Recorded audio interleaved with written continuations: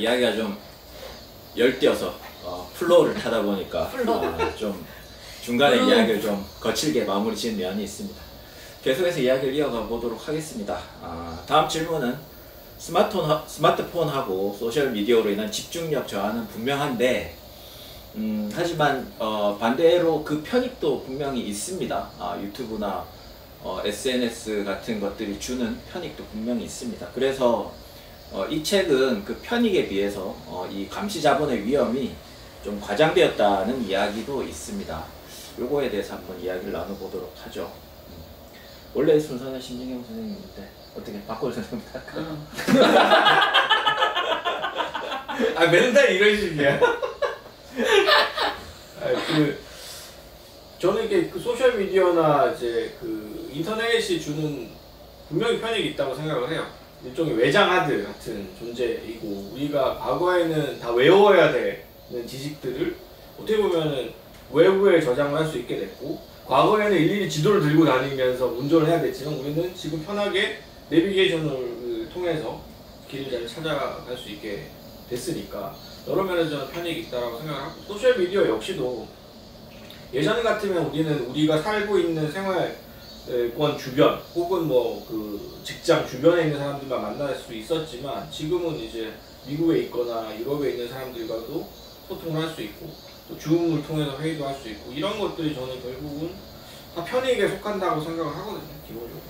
그래서 이런 부분들이 다 뭐 그 단점만 있고 뭐 장점은 없는 그런 것들이 아니라, 그리고 이 주커버그, 악마 같은 주커버그나 이 일론 머스크 같은 사람들이 우리를 착취하기 위해서만 만들었다고 보기는 좀 어렵지 않나 하는 생각이 들어요. 그래서 그렇게 음모론적으로 보기보다는 우리 편익이라는 것에 대해서도 좀 생각을 해야 되지 않나 라는 생각이 듭니다. 근데 이 책에서는 그 편익에 대해서 별로 얘기가 나오지 않아요. 물론 이제 주제 자체가 테크 기업의 이 집중력 저하의 어떤 전략들을 고발하는 책이기 때문에 당연히 이제 그런 편익들에 대해서 별로 나오고 있지 않지만, 사실은 중간에 한번 나와요.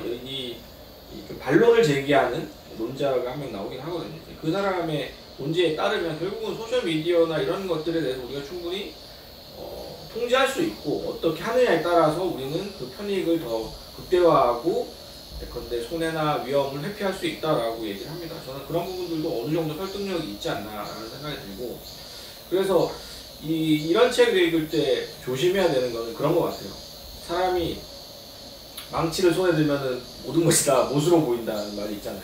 그래서 우리가 이런 집중력에 관련된 책을 읽고 있으면 세상 모든 이 테크 기업들이나 이런 인터넷 이런 것들이 모두가 다 나의 집중력을 착취하려고 호시탐탐 노리는 놈들로 보인단 말이죠. 물론 그런 면이 없지 않겠습니다만, 사실 그런 면과 또 반대편에는 사실 내가 얻고 있는 편익도 많은데 그 부분에 대해서는 너무 이제 좀 불균형하게 이해해서는 좀 곤란하지 않나. 근데 얻는 편익에 비해서 우리가 착취당하는 게 너무 많으니까, 그렇기 때문에 이거를 균형 있게 다루기는 어려운 것 같아요. 그러니까는 그거는 너무나 명백하고, 그러니까 여기에서도 계속 그런 식의 얘기를 하지만, 예를 들면은 이게 끊임없이 우리한테 이제 주는 어떤 그 정보가 굉장히 불안을 높이는 그런 정보들을 계속 준단 말이에요. 그렇기 때문에 어떻게 보면은 우리가 불안하니까, 여기서 다른 어린 아이 얘기도 하지만 불안할 경우에는 다른 데 집중을 못해요. 왜냐면 지금 나는 위험에 빠져 있고, 그 다음에 지금 이 전 세계가 위험하고 막 전쟁이 일어날지 모르고 그런 식의 위험 상황이라고 느끼기 때문에 그 문제에 집중을 하지, 자기가 지금 당장 당면한 여러 가지 실제적인 그런 문제에 집중하는 그 집중력을 뺏어 간다는 거죠. 그러면서 오히려 되게 부정적인 기사들이나 아니면은 그런 식의 막 그런 사람들을 분노하게 만드는 그러한 그런 정보들을 끊임없이 그걸 제공을 해서 사람들이 그러한 일에 집중을 하게 하고, 어린아이에 대한 얘기도 사례가 나오잖아요. 그러니까 어린아이가 계속 이제 아버지한테 뭐 맞거나 엄마한테 맞거나, 그냥 이 가정 환경 자체가 이 아이를 이제 공포에 빠뜨리고 위험에 빠뜨리게 되면 이 아이는 공부에 집중할 수가 없는 거예요. 왜냐면 이거 지금 자기가 언제 죽을지 모르고 위험에 빠져 있다고 생각하기 때문에 거기에 자기 목숨을 위한 어떤 생존의 문제이기 때문에 그렇다는 거죠. 근데 이러한 것과 비슷한 것이 우리의 일상 속에서 이제 계속 반복되고 있는 거잖아요. 사실 뉴스를 보더라도 굉장히 자극적인 기사고 무슨 지구가 지금 당장 망할 것 같은 그러한 타이틀의 기사를 우리가 검색을 하게 된다는 거죠. 또 위기의식을 느끼고. 그러니까 끊임없이 우리는 맨날 이런 걸 보면은 막 위기감에 빠져 있어요. 그래서 어떡하지? 뚜렷한 해결책도 없는 상태에서 그런 식으로 우리를 막 몰아붙이기 때문에 정작 우리가 관계에서 생긴 어려움이나 문제 아니면 내가 어떤 현실 직업생활에서 겪게 되는 그런 문제들을 해결하기 위해서 발휘해야 될 집중력을 빼앗긴다는 얘기. 근데 이러한 것들이 저는 너무나 일상적으로 이루어지고 있다라는 거는 그렇기 때문에 사실은 그 이점이라고 하는 게 여러 가지 좋은 점은 분명히 있죠. 그리고 어떻게 보면은 이 기술, 이 테크 기업이 만든 이 세계 밖에서 우리가 살 수가 없어요. 그래서 예를 들면은 무슨 히피처럼 이러한 디지털이 완전히 없는 세계에서 그들끼리 행복하게 살 수 있겠죠. 서로 연결감을, 직접적인 연결감을 느끼면서 그러나 이들이 이 세상에 어떤 영향력도 미칠 수는 없다는 거예요. 그러니까 이게 편익의 문제로 바라볼 수 있는 지점도 분명히 있고, 근데 그렇게 생각을 하는데 문제는 그 편익에 대한 의존성이 누가 더 치명적인가? 결국엔 이 문제를 따져봐야 되는 것 같아요. 아까도 이야기를 했던 부분이고 잠깐 이야기 나왔지만 이게 계급적인 관점으로 들어갔을 때에는 누가 더 이 도덕의 집중력을 도둑맞고 있느냐라고 했을 때 더 어떻게 보면 이러한 테크에 의존적일 수밖에 없는 사람들, 더 많이 자기의 어떤 시간이라고 하는 것들을 이런 디지털 기기들을 통해서 활용할 수밖에 없는 사람들이 치명적인 상황에 처해 있는 거죠. 그리고 그 사람들이 결과적으로 더 어떻게 보면 편향된 이 디지털 세계에서의 정보 제공에 대하여 의존적이게 되는 거. 그러니까 예를 들어서 그러니까 그럴 수 있어요. 핸드폰을 붙잡고 꼭 하루 종일 24시간 내가 핸드폰을 봐야 된다고 하더라도 커뮤니티를 열심히 해야 되는 건 아니죠. 그리고 커뮤니티에서 어떻게 보면 오염된 담론이라던가 이념이라던가 이런 것들을 통해서만 세상을 필터화해가지고 바라보고 세상은 좌가 아니면 우고 우리 편 아니면 저쪽 편이고 좋은 놈 아니면 나쁜 놈이고 이렇게만 말하는 사람이 절대 다수는 아니겠죠. 언제나 커뮤니티는 우리에게 과대표상돼서 전달이 되니까. 근데 한편으로는 이제 왜 그런 사람들이 점점 더 큰 목소리를 가지게 되는가? 왜 그 사람들이 그러한 방식으로 필터화된 세상을 바라보는 거에 있어서 거부감이 없어지고 점점 더 오염을 손쉽게 받아들이게 되는가에 대한 문제들을 생각을 해보면 그 문제가 결국에는 이 편익에 대한 의존성에 취약한 사람들이 더더욱 그렇게 된다라는 생각이 드는 거죠. 제 생각으로는. 그러니까 그렇게 되었을 때 뭔가 그런 어떤 담론을 상대적으로 조작하거나 아니면은 어떤 알고리즘화 함으로써 이익을 보는 사람들 같은 경우에는 어떻게 보면 상대적으로 이 편익을 더 어떻게 보면 본인에게 도움이 되죠. 더 유쾌하게 즐길 수 있겠지만 누군가는 이 편익에 의존적일수록 상대적으로 이 편익을 자기에게 더 도움이 되는 방식으로 이용하지 못하고 더 어떻게 보면은 담론에 있어서나 세상을 바라보는 관점에 있어서나 이미 함몰되어 있어서 다른 방식으로는 이걸 활용할 수 없게 되어버리는 상황이 진짜 큰 문제라는 생각이 드는 것 같아요. 그러니까 여기서도 브라질의 그 보소나루 걔가 됐을 때 그 지지자들이 그러니까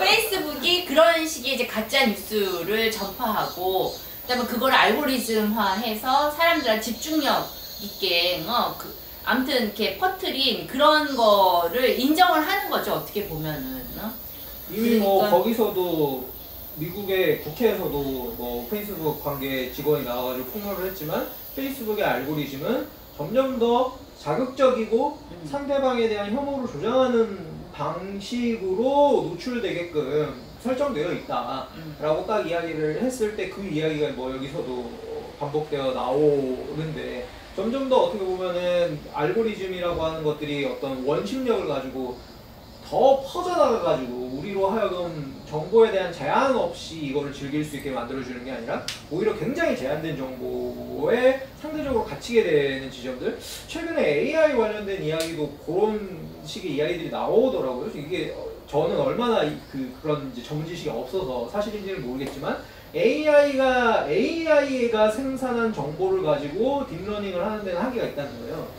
그러니까 예를 들어서 5세대만 뭐 디지털을 통해 가지고 뭐 가상인간 같은 거 촉촉촉 만들어내잖아요. 근데 얘네들도 자기들이 만들어낸 사실만 가지고 계속 학습을 하다 보면 일종의 이제 유전학적인 근친교배처럼 비슷한 결과물만이 도출이 되지 뭔가 그 이상의 생산성 있는 결과물을 도출하지 못한다는 뭐 그런 식의 주장이었거든요. 근데 알고리즘도 약간 그런 면이 있는 것 같아요. 알고리즘 자체가 계속해서 우리로 하여금 어떤 것에 노출이 되면 그 이상으로 우리로 하여금 다른 관점을 가지게 하거나 다른 방식으로 정보를 접하게 되는 기회를 제공해 주는 게 아니라 자꾸 더 강효과를 향해서만 가게 만들어주는 이 지점들, 이런 것들에 대하여 알고 있는 사람과 모르고 있는 사람 사이에 굉장히 큰 이 효과의 차이가 있는 거예요. 제가 편익도 있다라고 얘기하는 거는 사실은 제가 긍정적인 사람이어서가 아니라 제가 알다시피 제가 긍정적인 사람은 아니잖아요. 그렇지. 제가 부정으로 똘똘 뭉친 인간이지. 부정과 냉소로 뭉쳐져 있기 때문에 그 얘기를 하려고 빌드업을 한 거고요. 큰 겁니다. 사실 냉소하기 위해서 지금 더욱더 큰 냉소를 하기 위해서 이제 빌드업을 한 건데 그 냉소는 뭐냐면 결국은 제가 이제 얼마 전에 챗GPT와 관련된 책 공저를 하나 거기 참여를 했었는데 거기서도 결론 부분에 그렇게 썼어요. 그러니까 요즘 챗GPT 나오고 나서 사람들이 인공지능에 지배될 챗GPT에 지배될 인간들에 대해서 걱정하시는 분들이 되게 많고 그런 종류의 특히 이제 인문사회 쪽에서 그런 우려를 글로 쓰시는 분들도 많고 발표하시는 분들도 많은데 그런 것들에 대해서 제가 어떻게 보면 되게 좀 부정적으로 결론 부분에 썼어요.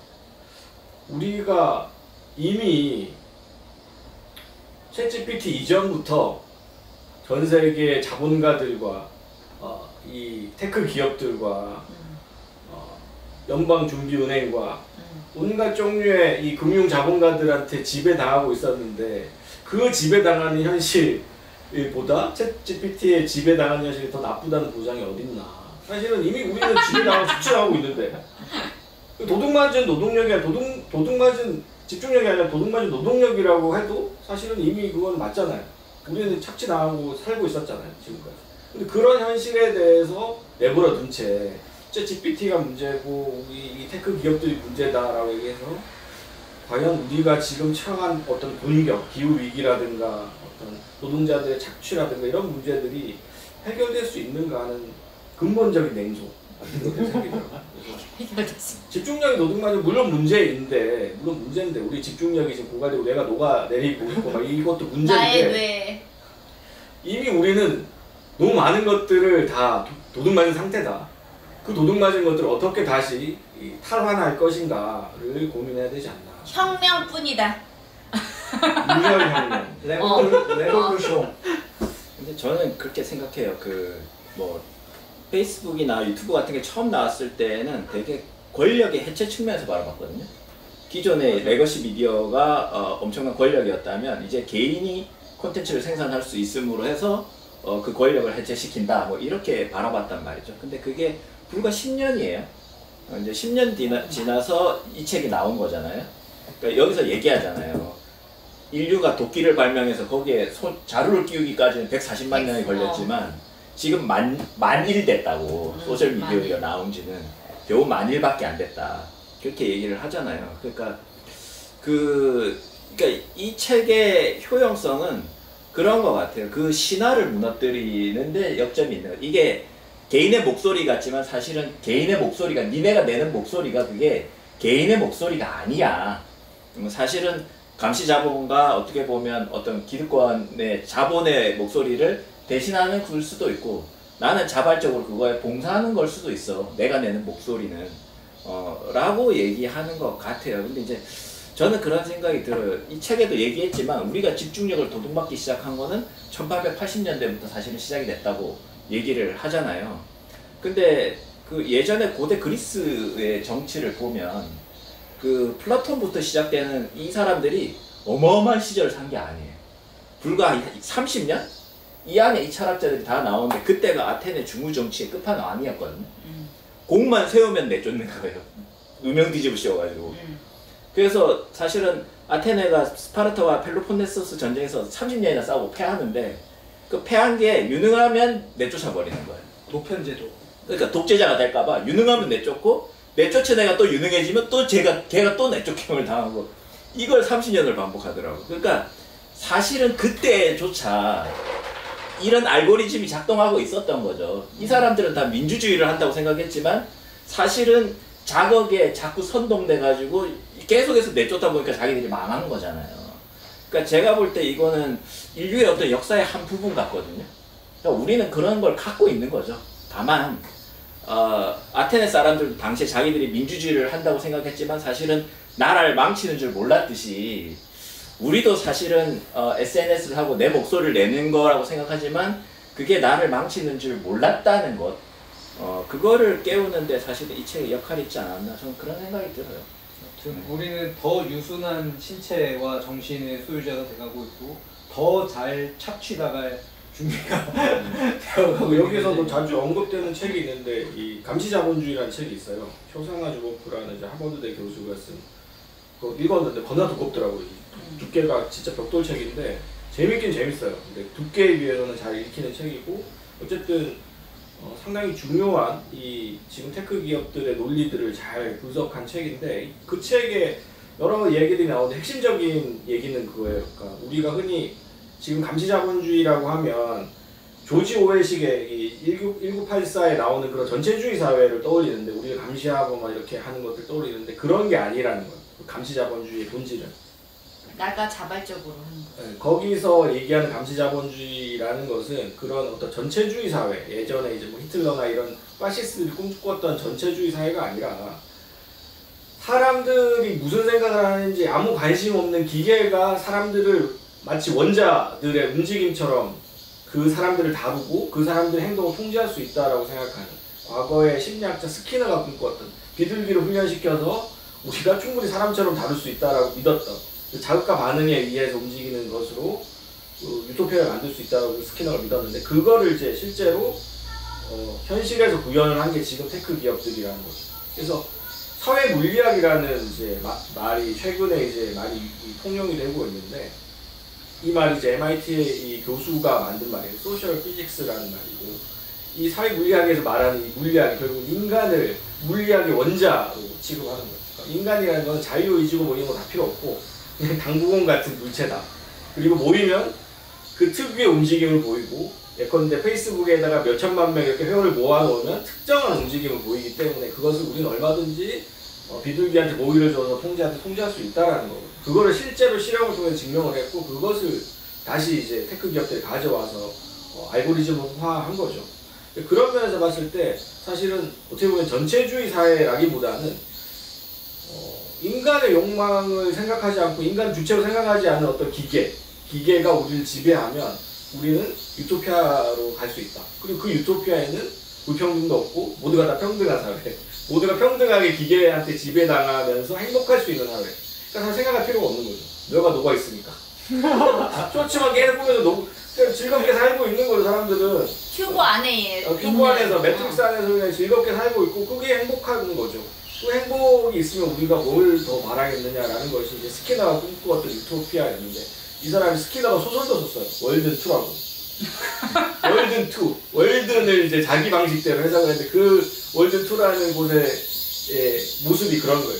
사람은 자연히 이런 거 생각해봐야 고통만 본다. 인간은 자유로워지려고 할수록 고통만 받기 때문에 인간은 자유의지라든가 주체성 이런 거 다 버리고 자극과 반응을 철저하게 잘 디자인해서 그 사람의 행동을 극대화하는 방식 얼마든지 사회를 설계할 수 있다. 그것이 새로운 월든이다라는 식의 내용이에요.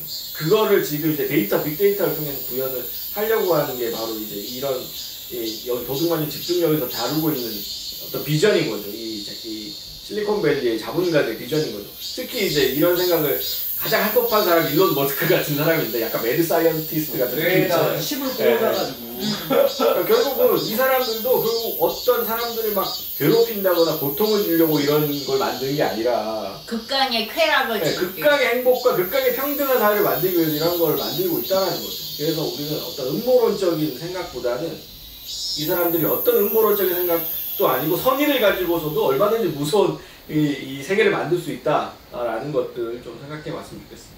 항상 우리가 흔히 보는 매드 사이언티스트들은 다 자기가 세상을 위해 진정한 사명감을 갖고 이제 이렇게 하고 있다고 좋게 바꾼다고 이야기하잖아요. 믿고 있죠. 일론 머스크도 정확하게 내가 하고 있는 일들이 지금 좌파 이데올로기에 찌들어 있는 너희들에게 어떻게 보면 더 나은 사회적 비전을 제공하는 것이다 라고 이야기를 하듯이 뭔가 이 근본적인 우리의 해피니스에 대한 이 방향 설정? 인간이랑 과연 인간이 추구하는 행복이란 대체 무엇인가? 이런 것들에 대한 오늘날의 논의가 뭐 신유물론이니 뭐니 해가지고 이제 점점 아까 이야기했던 뭐 사회 물리학이라든지 뭐 이런 것들과 관련해서 인간 존재에 대한 재규정이 이루어지고 있는 시기인 것 같아요. 최근에 세계적인 트렌드가 그런 것 같아요. 그러니까 민주주의에 대한 어떤 회의가 정말 극대화돼서 이제는 사람들이 아테네 시절에 아까 민주주의 말씀도 하셨지만 민주주의 자체에 대해 믿지 않는 거죠. 민주주의가 우리를 정말로 이제 큰 위기에 빠뜨리고 있다라는 경각심을 다 갖게 되면서 진보적인 사람들조차도 대놓고 민주주의에 반대한다라는 책을 썼어요. 미국의 어떤 진보적인 정치학자가. 민주주의를 해봐야 사실 그 사람이 이제 유권자를 세 부류로 분류를 하는데 하나는 벌컨이고 하나는 호빗이고 하나는 플리건이에요. 호빗은 정치에 무관심한 사람, 호빗이고 벌컨은 스타트랙에 나오는 굉장히 이성적인 사유를 하는 외계인, 어떻게 보면 소시오패스 같지만 굉장히 합리적인 사유를 하는 이성적인 유권자, 그리고 훌리건.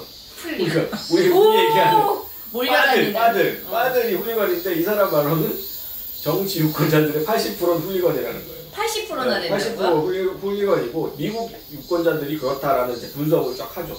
그러면서 이 사람 결론이 뭐냐? 민주주의는 반대해야 된다. 민주주의에 반대한 그런 대안은 뭐냐? 지식인들이 지배하는 사회예요.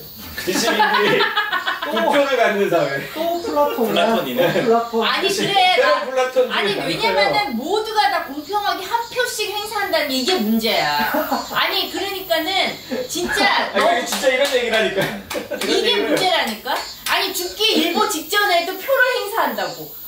그리고 치매인데도 표를 행사한다고. 문제가 될 수 있는 바로 그러니까 여기까지 하겠습니다. 민주주의에 대한 극도의 회의가 결국은 이제 이런 플라톤적인 고대 플라톤이 얘기했던 그런 방식의 엘리트 정치로 다시 회귀하는. 정확하게 플라톤이 아테네 중우 정치. 네. 그러니까 이 소리가 왜 나왔나 했더니 보니까 엉망진창이네 플라톤이. 그렇죠. 그러니까 이 민주주의라는 것이 결국은 소크라테스를 죽이고 사실은 제대로 지배할 수 있는 통치할 수 있는 사람들 다 죽이는 체제였던 거예요. 더 좋은 나라, 행복한 나라, 더 좋은 나라 만들 수 있음에도 불구하고 그걸 알아서 다 망쳐버리는 게 민중이기 때문에 이들을 통제하기 위해서는 지금 이제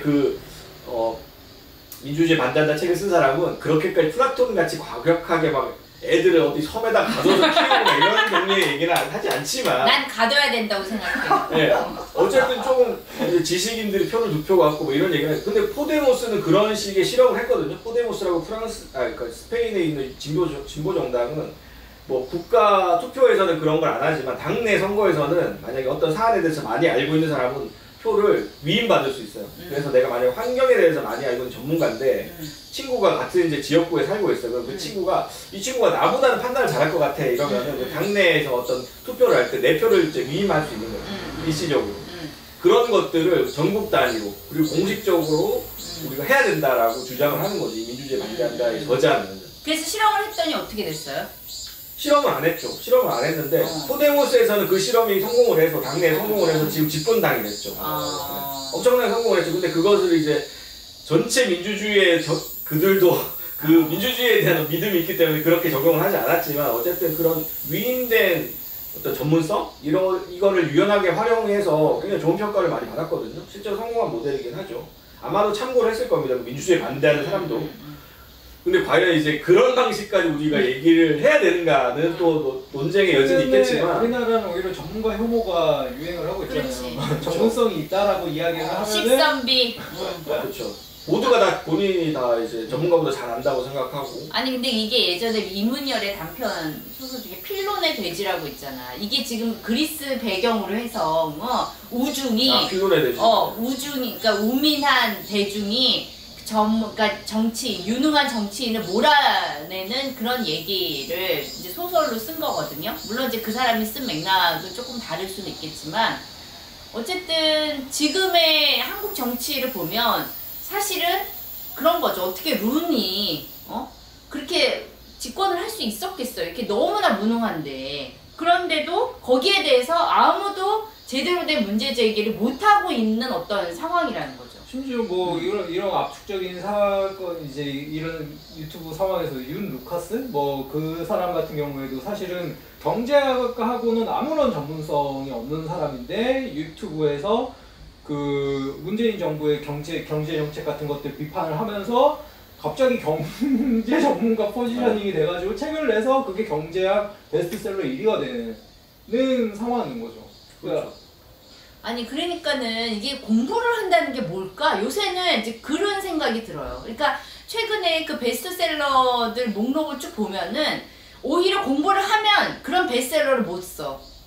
그러니까 얕게 알고 거기에다가 이상한 어떤 자존심 혹은 이상한 자신감을 막 뿌리고 아까 말했던 그 훌리건들이 듣고 싶어하는 말들을 유포해 주는 거죠. 그리고 그런 세계에 대해 좀 잘 알고 있는 사람들이 그런 책을 쓰면 그게 베스트셀러가 되는 거야. 사실은 어떻게 굉장히 다이제스트 아까 제가 말씀드렸던 악시오스 같은 매체만 보면서 사태를 인식하고 세 줄 요약된 어떤 글만 보면서 어떤 사안에 대해서 이해하고 또 어떤 분야의 지식에 대해서도 그냥 전문가가 아니라 학원 강사 같은 사람들이 2차, 3차로 가공한 지식들만 계속해서 흡수한 사람들은 결국은 판단을 잘 못할 수밖에 없는 거죠. 그러니까 요약을 잘해주는 사람들이 어느새 이제 지식인의 위치를 대신하기 시작했고 이제 언론 같은 경우에도 요약을 잘하면은 이 사람은 이 분야의 마스터야. 마에스트로야. 예전에 설민석이 벌거벗은 세계사에서 역사학의 마에스트로 소리를 들었던 거 아니에요? 근데 사실은 다들 아시겠지만 전문가로 갈수록 사실은 일도 양단할 수 없는 문제는 대부분이잖아요. 그래서 판단이 쉽지가 않지. 말이 길어지고 모호하게 어떤 미묘한 어떤 결들을 짚어줘야 되는데 그렇게 얘기하면 뇌가 녹아버린 사람들은 그 시간 동안 견딜 수가 없죠. 쇼츠 그 길이로 요약을 해줘야 되는데 요약이 안 되잖아요. 전문가들은. 점점 더 이제 그러면 민주주의는 중후 정치로 갈 수밖에 없는 것이고. 아니 그러니까 이게 뇌가 막 이렇게 주름이 많이 졌다가 이제 요약만 계속 하다 보면 뇌가 이제 평평해지는 거지. 뇌가 녹는 거죠. 근데 그게 현대 사회만의 특징이 아니라는 거죠. 옛날에도 인류는 고대부터 계속해서 내가 녹았다가 조립됐다가 녹았다가 조립됐다가를 반복하고 있고. 우리의 녹은 뇌는 언제 다시 조립될까? 그러니까 이제 거기서 이 책이 이제 얘기하는 거죠. 제가 볼 때는 결국은 관계성을 되살리는 아니 관계성 회복하고 좋은 음식 그러니까 그런 거 먹고 좋은 음식도 다 관계성에서 비롯되는 거잖아요. 저희 그래서 조만간에 저희 이제 다 실버타운도 다 똑같이 들어갑니까?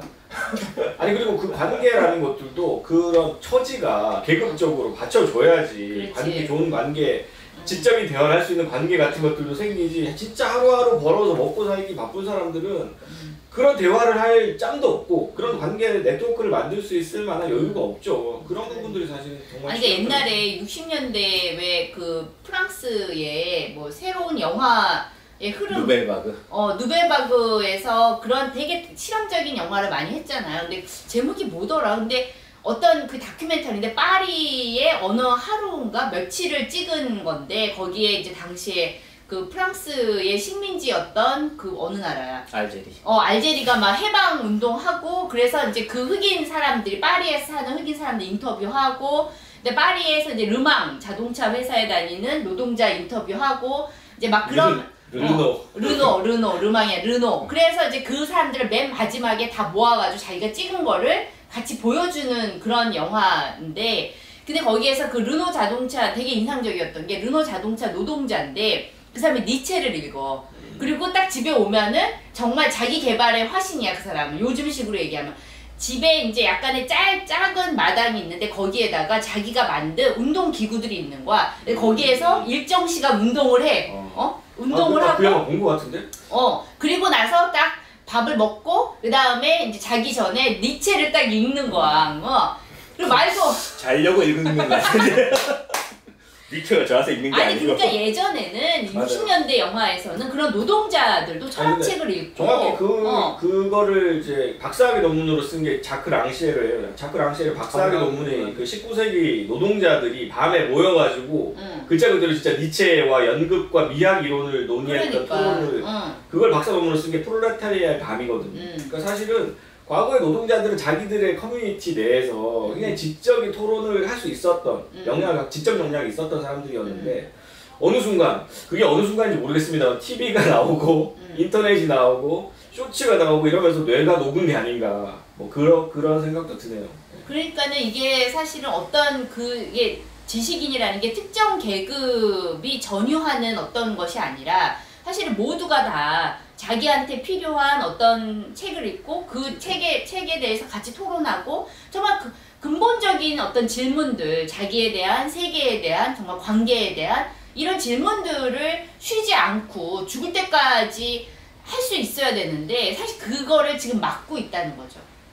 우리의 뇌를 녹여서. 한국에서도 80년대 노동자들은 그렇게 살았어요. 그러니까. 네, 지적인 토론도 했고 공장에서 열심히 일하면서도 얼마든지 그런 대화를 하던 사람들이었거든요. 그런 사람들이 나중에 이제 지금 노조의 위원장도 하고 한 사람들이 다 그런 사람들인데 블루컬러들인데 어느 순간 그런 전통이 좀 없어졌다? 사라졌다는 생각도 드네요. 네, 그 시간이 좀 많이 흐른 것 같아요. 네. 논의도 책에서 점점 멀어지는 것 같아서 일단 여기까지 하고 네. 마지막 코너로 넘어가도록 하겠습니다. 네.